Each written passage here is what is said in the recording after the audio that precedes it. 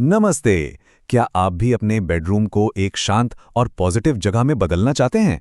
तो आज हम वास्तु के कुछ बहुत ही आसान से नियम जानेंगे जो हमारे सोर्स के मुताबिक आपके कमरे के पूरे माहौल में एक बड़ा बदलाव ला सकते हैं। जरा एक पल के लिए इस सवाल पर सोचिए।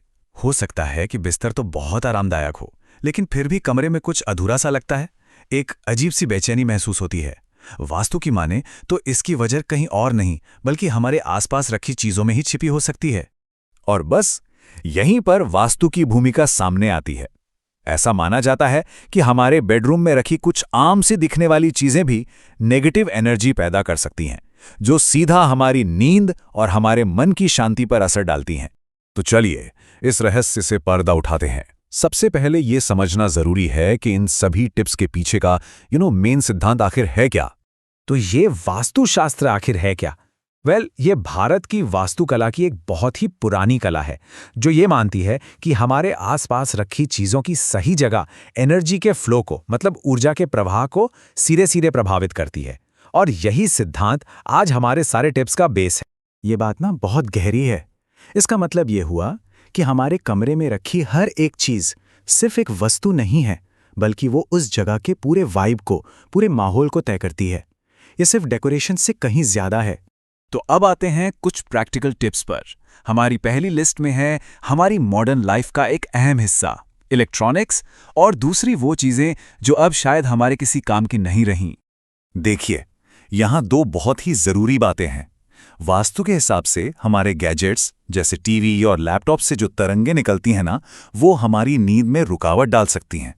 और दूसरी बात, टूटी फूटी चीजें जैसे कोई बंद पड़ी घड़ी या टूटा हुआ फर्नीचर, ऐसा माना जाता है कि ये नेगेटिव एनर्जी को अपनी ओर खींचते हैं, तो इनसे दूरी बनाना ही बेहतर है। अब बात करते हैं सजावट की। वास्तु के अनुसार बेडरूम में दो तरह की चीजों को रखने के बारे में थोड़ा सोचना चाहिए। आइए देखते हैं कि वे कौन सी हैं। देखिए, कैक्टस जैसे कांटेदार पौधे दिखने में भले ही कितने भी अच्छे लगें, लेकिन वास्तु के अनुसार इन्हें बेडरूम में रखने से बचना चाहिए।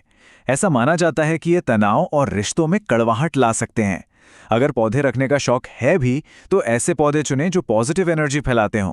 वास्तु का अगला नियम भी बहुत सीधा सा है। पूजा पाठ और ध्यान के लिए एक अलग पवित्र जगह होनी चाहिए जो बेडरूम से दूर हो। बेडरूम आराम और निजी रिश्तों के लिए होता है, और इन दोनों अलग अलग ऊर्जाओं को मिलाना ठीक नहीं माना जाता।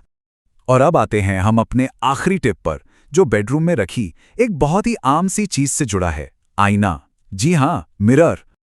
ये नियम बहुत आसान है। आपके बिस्तर के ठीक सामने आईना या शीशा नहीं होना चाहिए। वास्तु का मानना है कि सोते समय अगर अपना ही अक्स आईने में दिखे तो इससे मन में एक बेचैनी सी पैदा हो सकती है और आपकी नींद की क्वालिटी भी खराब हो सकती है। तो इन सभी टिप्स का सार क्या है? मतलब ये सब मिलकर आपके बेडरूम को एक बेहतर, एक ज्यादा शांतिपूर्ण जगह कैसे बना सकते हैं? चलिए एक क्विक रिकैप करते हैं उन 5 चीजों का जिन्हें बेडरूम से हटाना है। जरूरत से ज्यादा इलेक्ट्रॉनिक गैजेट्स, कोई भी टूटी फूटी चीज, कैक्टस जैसे कांटेदार पौधे, देवी देवताओं की तस्वीरें या मूर्तियां, और बिस्तर के ठीक सामने लगा हुआ आईना। माना जाता है कि इन्हें हटाने से आपके कमरे की एनर्जी काफी बेहतर हो सकती है।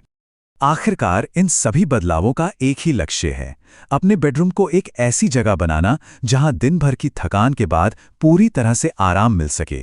सुबह आप एकदम तरोताजा उठें और पॉजिटिव एनर्जी महसूस करें।